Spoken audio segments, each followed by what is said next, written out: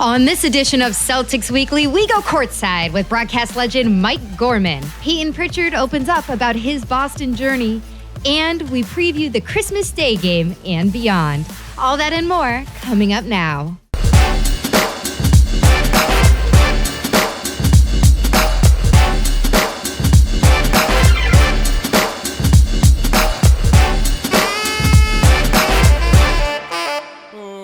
Welcome back to Celtics Weekly. Merry Christmas, Happy Holidays. Meghan Ottolini here with Marc D'Amico. Just dancing over here, no big deal. Just dancing. Maybe you're still practicing Festivus, celebrating Yeah, that sure. and airing your grievances. Is that what I was just doing? I don't think so. I'm going to air my grievances over that dance. Yes, you please. will not have much to air grievances over today's show because we have Mike Gorman joining us. Loaded. We have some great sound bites from Payton Pritchard. But first, we got to look back at the week that was because we've got a big Christmas Day game later today. We got 2 Bulls games and a crazy Orlando Magic finish that we got. It was a wild week in Celtics Nation. We got hit in our weekly rewind segment. So we're looking back over the week that was, starting off with a Bulls game that I'm going to say was a mulligan. Throw it out. Throw it out because I want to get Forget right to the Jason Tatum show. Facial. Look at this performance from Jason Tatum in that second game against Chicago on Saturday. 43 points, 16 rebounds, 10 assists, 9 3-pointers, Marc. Say it again. 43, 16, 10, and 9. The second player in NBA history. I got your back. The second player in NBA history to ever log those numbers. Historic performance from Jason Tatum in Chicago. Got the Celtics back in the win column. They still have not lost 2 consecutive games this season. But that game from him, I mean, we're talking about a top 5 player in the world. We're talking about a player whose trajectory is to be one of the top players ever in this game. And that night, he put forth what is probably inarguably the best all-around performance of his entire career. I'm going to say it one more time. 43, 16, 10, 9 made threes. Oh, and by the way, 67% from the field and 60% from long distance. He was dominant. He is the reason why Boston got back in the win column. How many 3-pointers? To quote one of my favorite movies, Ferris Bueller, 9 times. I hope our young fans know what you're doing there. I don't know if they will. Okay? Look it up. Use the Google machine, folks. Kristaps Porzingis also had 22 points, 7 rebounds. And so, unfortunately, that didn't carry over to the next game. Monday night, Jason Tatum, late hitting illness. Yeah, right before tip-off. Scratch right before tip-off. Would have been nice to have that guy out on the floor. And then take a look at this fourth quarter against the Orlando Total Magic. chaos. Because just a wild finish here. Derek White gets it out for the 3 and starts to roll back this little comeback. JB going up for it, can't get it to go, gets his own rebound and putback, but it's just not enough. Right here, I'm thinking the Celtics are going to win this game, but then Drew kicks this ball out to Al. I didn't love the shot, early clock. I thought they could have moved the ball a little bit more, and then you've got to give credit where credit is due. Orlando came right back at the other end of the court. A rookie, Tristan da Silva, makes the biggest shot of the game right here on the kick out on the corner 3. That made it a 4-point game with about 10 seconds left, and there was no chance for Boston to come back from there. So, listen, a great basketball game, a chaotic basketball game. The fourth quarter was just nuts. I mean, we had players ejected. We had technical fouls. We had strange jump balls. We had players they were playing hot potato with the basketball and then big shots down the stretch. So a great basketball game. Unfortunately, just one that didn't come out in the Celtics' favor. All right, well, we do have that big Christmas Day game coming up. But first, you Celtics fans have been really weird out there on social media. We're going to go down to the big board, join our girl Melisa for Social Snapshot. Joining us now with the fan perspective is in-arena host and correspondent Melisa Valdez. There she is. What's up, Melisa? Welcome back. Thank you. It feels so good to be back in the studio shooting again, especially now as champs. Yes. And you know the fans are always bringing us good content on social media. It is time for Social Snapshot. And Let's go. What do we got? A couple of funny things out there that definitely caught my eye. What do we got? Well, it is the holiday, and over here we have a very festive Celtics household. As you Nightmare can notice. fuel. No! Check this out. We've got at Bostonian in DC on X. He says, Y'all, a week ago, I helped my mom decorate her Christmas tree, and she still hasn't noticed that I made a Derek White, the angel. This is Angel ridiculous. emoji, crying emoji. Check this out, y'all. Then we got. I just gotta say, like, it's kind of creepy. It's kind of creepy of having that face at the top of the tree. It's like creepy, borderline genius. You know, who can tell? Yes, I'll take it. He followed up with an important update. Mom has discovered Derek, and not only does she love it, she's decided to add her new Banner 18 ornament. It's officially a Derek White Christmas in this house. Great heart. That's a Celtics family right there. I love it. I love it. I'm not gonna- afraid of it, so Yeah. I'm afraid to say that I don't love it. I feel like that person, if they could get like a deal with Derek White, they could Hey. sell those. Listen. I'm just saying, Boston fan in DC, you might have something cooking. Shout out to all the Partnership. Derek White fans. Let's take a look at the next snapshot. Oh my God, we love to see so much green around the All nation. Here at bball_ref, it says the Celtics won more than just a championship this year. They were also the most viewed basketball reference NBA team page in the This is majority crazy. of the states. Okay, guys, can we take a look at This is Florida? crazy. Miami Heat fans, what happened That's- here? We that's love nuts. to see it. You know, That's nuts. So the second most is New York and Phoenix with 2 states. And the Celtics are like, I mean, I haven't counted them. I'm 30. It's got to be at least 30 or 40, It's incredible. right? We're not even talking about our global fan base, but we love to see what's going on in the nation. Let's Power go. of the brand right there. Celtics carries us all over the country. Shout out to the DMV, my Yeah. home states of Maryland and DC. Representing. Celtics. Let's go. Representing. Celtics Nation I all mean, day. the Celtics have more wins in DC than the Wizards do this season, so it makes sense. True. It does make We'd sense. love to see this. Let's take a look at the last social snapshot. Wow, here we got the myth, the man, the legend, Brad Stevens. And we got over here at That One Boss fan saying, Brad Stevens bronze statue outside of the TD Garden, it's going to This is happen. amazing. Check this It's out. so He got realistic. the varsity jacket on. It's so realistic. He's cool, calm, and collected as always. We love to see it. Real quick, can I point something out about this photo that I don't know if anyone notices? It's completely Boston because it says Garden. The R is dim. It's Garden. That's That was TD a good Garden. one. They were very thoughtful. Now, at Celtics Unite 18 followed up with the Celtics having a starting lineup of White, Holiday, Brown, Tatum, Porzingis, and still owning 5 firsts in the future is legit wild. Brad Stevens has done miracles on me. Wow. In all of us. On all of us. And he's all about making those big moves for the Celtics. He has pulled a fast one on so many other GMs around the league. Like, I don't know how this is true. How is this statement true that we still have all these first round picks while after trading for all these picks? It's incredible. You never Brad know Stevens what is Brad a miracle Stevens worker. is going to come up with, and we look forward Let's to win seeing some what else. more Let's championships go. and maybe we get bronze bread. I want bronze bread, and I want bronze bread with the eyes going back and forth, Oh, just man, like that they would be get. a little If creepy, you can but get that We started animated with statue creepy and now we're action. ending with creepy. I love it. That's perfect social Creepy snapshot. social snapshot. All right, keep being creative on the internet. Maybe Yes, you'll get yes, into yes. Melissa's segment because we love getting everything Oh, yeah. from Love the it. Celtics fans. What else we love to do is talk to Celtics legends. We got to run to a break. Melissa, thank you so much. you, guys. On the Thanks, other Melissa. side, we are sitting down courtside with Mike Gorman. You know why I brought you all here. I got something to make the energy shift. Put in too much work not to showcase this. So what y'all got? Let's talk about the creme de la creme, an exquisite piece, built for the big stage. You can't mention stars without the MV. Please, it's funny how great mine is. Crafty, unique. Amongst the best of the best, it still stands out. Mine took time to acquire. This piece sets the tone, and in the biggest moments, it'll always be there. The biggest flex in my collection. Eye-catching, show-stopping. When this star takes the stage, it's always ready to shine. Mine never backs down from a challenge. A classic like this will never go out of style. But does yours play both sides? Who cares? This one is put on posters. Perfect. God, they're all stars. Put it like that. Welcome back. We have such an incredible courtside interview for you all today. We have play-by-play Celtics legend Mike Gorman. The in legend. house.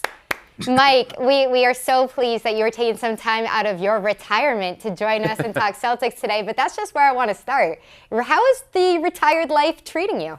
I think it's great so far. I wish I had done it a little earlier. But then I would have missed the championship, and that wouldn't be good. So, yeah. We're glad you stuck around for that, Mike. Exactly. Yeah, I want one more ring. Just one more. Yeah, things are really good. I am off to Arizona in about 4 or 5 days to spend Christmas with my 2-year-old granddaughter. And that's going to be amazing. That's going to be nice. That's nice. So I'll probably get more serious about trying to find real work when we get back after that. But ever since the Celtics won a championship, things have gone by. I can't tell you what a remarkable year it was, and that everything fell in place for the team, and certainly everything fell in place for me. And the Celtics were just wonderful to me. They couldn't have been nicer, and paying tribute, I guess, is the word I had to say that about myself, but they couldn't have been nicer. And then I got a chance. We had to pay tribute to you, Mike. Come on. You're allowed to say that about yourself. 43 years deserves it. That's right. Anything plus 42, you get to get away with it. But I was able to do a couple of things. I went to a one-day camp out at MIT up in Western Massachusetts. And that was the only one there who didn't have major degrees by their names and major books to credits about AI. I sat in for about 8 hours of discussions, never once understanding what the hell was going on at all. But that was a great experience, and actually got to perform in a show over at Calderwood, which is part of the Huntington group over there. And it's a wonderful experience. If you've never been in that building, it's just a remarkable audience participation place they have, and it's just remarkable.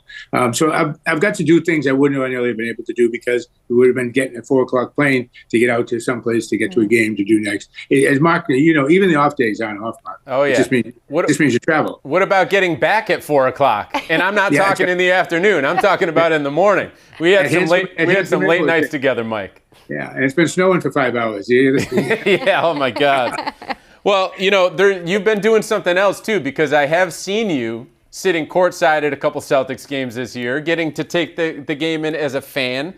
And every time they put you up on the Jumbotron, the crowd goes nuts, standing ovation every time. What's that experience been like, of being able to sit and just watch and not have to think about maybe what this is going to turn into for your broadcast later that night or the next day or whatever it is, but just being able to soak it in as a fan? It's really great, because it's like being a grandparent.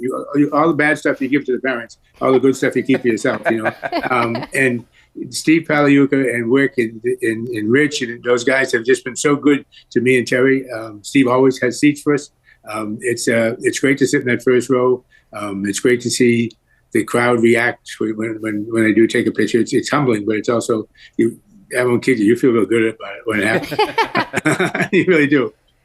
So, I have no complaints at all, Meg, about retirement. It's been good. Something tells me, Mike, that you're going to be put on the Jumbotron at some important moment of the fourth quarter in a playoff game to try to get the crowd jacked up. You know how they do Paul Pierce, Kevin Garnett every now and then? You're going to be that guy in the playoffs now.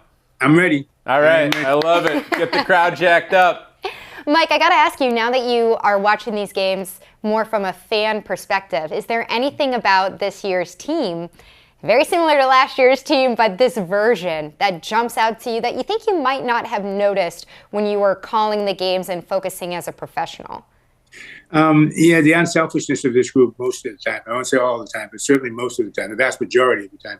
They're very unselfish. They make that extra pass. They listen to Joe, who is a unique character as a coach. Understatement. Okay, see? But I remember watching Joe play when he was about 15 in down in Rhode Island. That's crazy. And, he's one of a kind. There's no question about it. But I think he's one of a kind in a very positive way. Mm-hmm. I mean, look at his winning percentage right now. I think he's the best of anybody in the league. He just is a remarkable guy, and the stuff he comes up with. I mean, get some of the guys to come on the show here and talk about. You did a piece in somebody else I saw was doing a piece on just reacting to things that Joe says in the locker room. He's the crazy man. But they win games, and he's doing a great job. What's absolutely. What's the one thing, and this is the last question for you, Mike, what's the one thing you miss the most about being with the team on a day-to-day basis and kind of being a part of what happens throughout an 82-game season? Yeah, that would be the number one thing I miss. I miss stepping on the elevator and seeing Paul Pierce there or something. You start talking. Kevin Garnett, you just start talking. He may not talk back, but you start talking anyway. Ray Allen, all those guys, Eddie House. They all are really good guys, and that was a real fun part of that year when they put it together and got the championship, and probably could have gotten another one if Perkins hadn't gotten hurt. Mm-hmm. But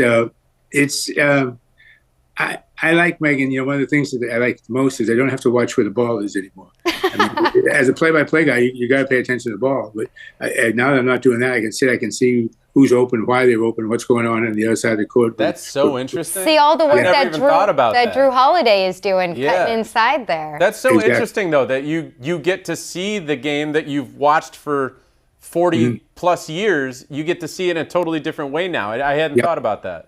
Yeah, but everything was ball-centric before. Now I hear the crowd yell for a shot, and I have to look to see where the shot came from. Watching two guys, and all I have to do is, I wish we could get everybody to form this big parade line and have everybody sit for about 2 or 3 minutes right under the basket, and you would see what a physical game this is. It's remarkable. These guys are just beating on each other from the time they get across half court. And there's little slaps, little kicks, little elbows. There must be one big Band-Aid when they get home at night. Throw some ice on it, you'll be fine. Yeah, right? There you go. You'll be fine. That's right. I think we would all love to be able to see the game through your eyes from any part of TD Garden. Mike Gorman, thank you so much. It's such a pleasure to speak with you, and hopefully we'll get to talk to you again before the end of the Celtics season, or hey, in a very, very long postseason that we're let's hoping go for it. Mike Gorman, thanks so much. Meg. Mike, thanks for coming on. You're a legend, and we love you. Hey, you're the best, Marc. Take care. We could truly talk to Mike Gorman all day, but we've got another excellent guest on the show. That is Payton Pritchard. Let's get right into Small Bites. Small Bites are snack-sized quotes with a main course impact. And well done. You know what? This interview, speaking of well done, that Marc and Abby Chin of NBC Sports Boston did with Payton Pritchard, talking about his 2022 season when he was still seeking out a role with the Celtics, and how that's taken him to who he is now as the leader in the clubhouse for Sixth Man of the Year. Let's roll right into it. To be honest, there was moments where I was kind of depressed. I was like very sad at the time, and it was killing me watching. But through that, I totally changed my mentality, and I looked at it as like, it's like almost like a redshirt year. Mm-hmm. Like this year is not going to define me. This isn't the last year I'm ever going to play basketball. I'm going to get an opportunity, whether that's here or not, or somewhere else, and I got to take advantage of that. So I went to work. Got better at my weaknesses and developed my strengths even more. And when I did eventually get the opportunity, I was never going to look back. Meghan, when we were talking about what was going to be in the show, we had to run this in the show because Payton Pritchard has never opened up like this. So as Abby and I are listening to this conversation, I'm just like, in my head, I'm like, wow, like we've never heard him talk about that year, which he basically said was the most difficult year of his life. We've never heard him peel back the curtain and talk at that level of depth about it. So it was cool for me to be sitting just a couple feet away from him and like watching him and listening to him basically talk about his recovery from that and the fact that he used that hardest year of his life to launch him into this new stardom in the NBA where, as you said, he is the leader in the clubhouse for Sixth Man of the Year. It's really cool to see. I hope you all enjoy the conversation, and I would advise, like, go give it a watch or give it a listen on your favorite podcast platform. Like, he really does pull the curtain back, and he talks about his half-court shots too. So it's a good conversation, not to self-promote or anything, but I think you'll enjoy it. Really, really rare vulnerability. Interesting perspective from a guy whose star is rising very quickly. We got to keep the show moving along, though, because now we have the hardest hitting segment of the entire thing. That, of course, is Take Your Pick. Oh, yeah. Hypothetical time. Let's do it. Pick. This is where we are faced with critical decisions. I tell Marc why he's wrong since we are here in a holiday show. A story of my life. I'm not going to lie. We got to start. Women are always right. We got to start with the holiday party games and gift giving. This is, of course, Secret Santa or Yankee Swap. For me, I got to tell you, this is 100% Yankee Swap. This is the easiest Take Your Pick I could ever picture because the chokehold that Secret Santa has our nation in needs to be loosened. That is not a good game. You end up with slippers or hats or gloves. Nobody ever knows what to get each other. I'm just done. Yankee Swap, you get to steal from people. You try to hide stuff. Yankee Swap all day. This is why I get to tell you that you are wrong because it's Secret Santa. And the reason is because if you're doing it with people who know you, they actually know what to get you. So when you're playing Yankee swap, you never know what you're going to wind up with. It's probably a gag gift in the end anyway. You're not going to use it. It's not helpful. But if you're doing a Secret Santa, the person might actually know what you want and get you something useful. That's why I enjoy it the most. We all end up with gift cards in these games. Yeah. Also, by the way, I don't think I've ever done a Yankee swap. That is your. I think I've only done Secret Santa. That is so. Yeah, I think people you're not going to respect that, are you? I just dropped a couple notches on everyone. Next holiday season, we're gonna have to. Okay, we'll try it. We'll do it on the show next year on Christmas. Okay. Yeah. Okay. Let's keep the holiday cheer going with favorite holiday movie. For me, I'm a little bit of a cornball. And I like the black and white version. It's A Wonderful Life. Oh, geez. Every time a bell rings. You sound like my mom. I know. I'm very sentimental about this movie. I know there's a lot of great, funny ones out there, but I love that one. All right. Well, I'm going to tell you now, if you ever wind up having children, as a person who grew up having to watch it every year on Christmas, don't do that to children, okay? They don't want to watch a black and white movie. And that's why my favorite movie of the holidays is none other than Home Alone. Like, I love that movie. Takes me back to my childhood. My parents could have left me at home and they would have never known until they got to another city as well. That's just kind of how my family operates. I could have been left behind. So it was very realistic for me, but I just love the movie. You got Kevin taking out thieves left and right in the funniest of fashions. Kevin!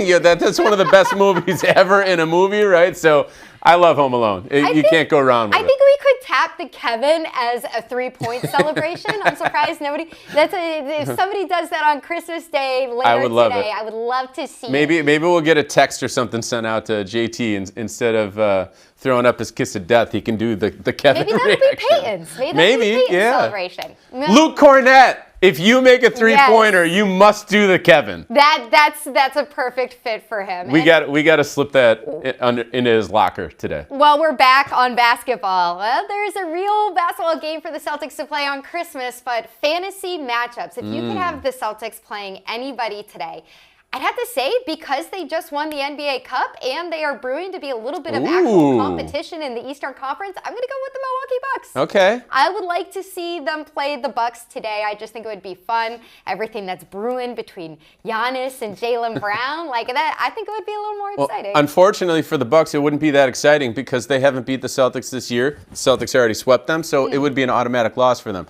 That's great for Boston. I am going to, since we have the word fantasy in here, I am going to fantasy land here. I would love to see this year's Celtics take on the last champion of the Boston Celtics. That's the 2008 Celtics. I thought about this earlier today. Because we've heard, like, Paul Pierce goes on his podcast, Kevin Garnett, they're all talking about, who would win in a game. Like, let's watch it. Let's watch that on Christmas Day. And on top of that, the Celtics win no matter what. So that's a great day to be a Celtics fan on Christmas. You're waking up and getting exactly what you want under the tree. Celtics win. Every Christmas is a great day to be a Celtics fan because they play just about every Christmas. So that is a fact. Let's look ahead to what's happening later today and the week beyond in Future Focus. Future Focus is where we're going to preview everything up until our very next show. And of course, it starts with the Christmas Day matchup. And again, this is becoming tradition for the Celtics because of how consistently great they've been over the last several years.